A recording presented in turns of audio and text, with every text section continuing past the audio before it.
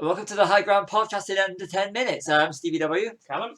And last week we watched the Doctor Who television movie, which was supposed to be the pilot for a new series, which was just stalled and didn't go anywhere until, of course, 2005, which you already know, if you're a Doctor Who fan. And this is our first time of watching it. A Whovian, as they like to be called.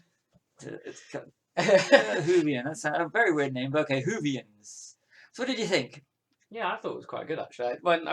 It was like Street Fighter good. Like when you're in on a Saturday night and you just think, I just want a nice, easy watch. It was actually a lot better than I thought it was going to be, considering it was the one that they shelved afterwards. I thought it was going to be awful, but it was fun. There was nothing deep, but it's just Americanized, low budget, and it reminded me of Highlander Endgame. Yeah, the whole thing. Highlander, and at the end, where spoilers, where they've got the Millennium Party, and they keep focusing on the same 3 or 4 guys. Yeah, at the party, I thought was very cheap. High numbers, wasn't it? But it was quite interesting to see how Sylvester McCoy went out of it. I never really, except pre-Christopher Eccleston, I have no knowledge of Doctor Who at all. I remember bits from when I was a kid. But I watched one of the documentaries on it, and it was about they cast Eric Roberts because they had to have a name. Yeah. And he was they were casting for budget and for selling reasons rather than for who's right for the role. Yeah. He was all right as the master, but it was the Americanized sheen on the thing, really. Yeah, he was very cheap, wasn't he? He's like a sort of 1960s Batman villain, wasn't he? Yeah. Which is a weird reference to make, seeing as he's in The Dark Knight. He's good in The Dark Knight. But Paul McGann was great as the Doctor. I'd like to have seen where he'd have gone. That 10-minute extra they had on the Blu-ray. The Night of the Doctor. Yeah, that was really good. Yeah. It's also, if you want to get it, it's also on the digital as part of the 50th anniversary package. That one is. Oh, okay. And it's good actually seeing how he became John. Yeah, the War Doctor. Yeah, the War Doctor. Yeah. I'm not on my Doctor, but I do enjoy it. Like occasionally I think you're the fan, aren't you? I'm a fan because of my fiance. She started out. She got me into it. Yeah. And but I always wanted to see the Paul McGann one because it was more out of curiosity than anything else. But I'm glad I bought it. One thing I really do admire about Doctor Who is what they do with the budget. I mean, I assume it's probably bigger today, but it's still not as big as some TV shows. But what they do with the budget is so like adaptive and so clever. I mean, you've showed me the way they use multiple angles of different of the same place. Recycling locations. And it's something not many things do now. I mean, I think a lot of higher budget things probably just build a new set just because they've got the money to do it, and you don't need to. Well, when they were filming, I don't know if they're still filming. They're filming the Jodie Whittaker ones in Wales, but from Christopher Eccleston right to Peter Capaldi. Yeah. Literally, if you go to Cardiff, the Bay Area, and the city, you can actually, and within about 20-30 mile radius is where they did all the film locations and recycling sets.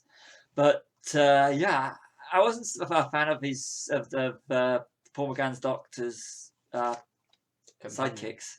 Companions. I thought they were very paint by numbers. They?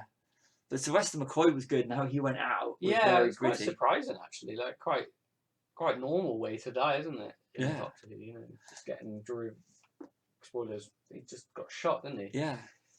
And him not, he always, where he was, didn't know who he was, have to find out who he was. It was, the thing is, I watched one of the documentaries that's on the Blu-ray was about how they took a risk by actually having Sylvester McCoy in it. Yeah. Because he was the most unpopular Doctor, why they cancelled it, and all the problems they went to get it to there, Yeah.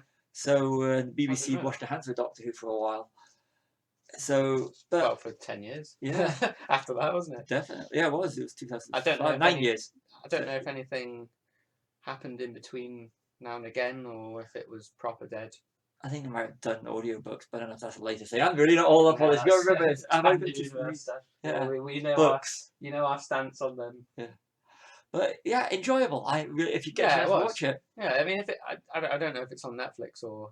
I had to go and get it on Blu-ray. Yeah. Oh, okay. That's probably better on that because you can get the features and if there's a commentary, I don't know. Or there is. I'm going to watch those soon. Yeah, but it makes those sort of when they make an effort with the features on things, it makes watching things that aren't even great, interesting at least. A lot of the, if any of you collect Arrow Video Blu-rays, I mean, what they do with special features is nothing short of a miracle. Like, they take films that look utter rubbish, that probably were rubbish in their day, and even the film might not be that good, but I'm intrigued when I look at the documentaries and I see, like, if it has, like what they did with the budget and so on and so forth. As long as the making of is interesting, I'll watch anything. Yeah, I'm the same. I mean, I've always got the theory when it comes to doing film criticism, is that nobody ever goes out of the way to make a bad movie. No. But if you've got all these features, it explains why the decisions were made to make it the way it was. Yeah. And that's what's brilliant about the Blu-ray of the Doctor Who TV movie. Yeah, I mean things like like famously bad films like Birdemic and Sharknado. Even Sharknado's good. I think Sharknado is deliberately made to be bad, but Oh, I love Sharknado. Apparently The Room and Birdemic, they were actually made like legit.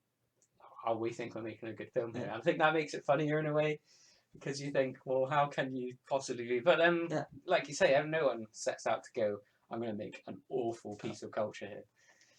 I watched slightly off subject. I watched Plan 9 for Outer Space the first Oh the other day. yeah, And that's it's the not as most bad as famous. people. But yeah, it's nowhere near as So bad it's as you good. know. So, out of 5, how much would you give the Doctor Who movie just as a movie itself? Yeah, probably about 2.5. It wasn't great, but it wasn't awful. Like, I mean, I'm not a massive Doctor Who fan anyway, so that probably detracted a star. I go with 3 because it's not brilliant. It was enjoyable. It was just middle of the road Yeah. stuff. I've seen a lot worse modern Doctor Who episodes. So that's been us doing the In Under 10 Minutes, the Doctor Who TV movie. See you all in under 10 minutes. Adios.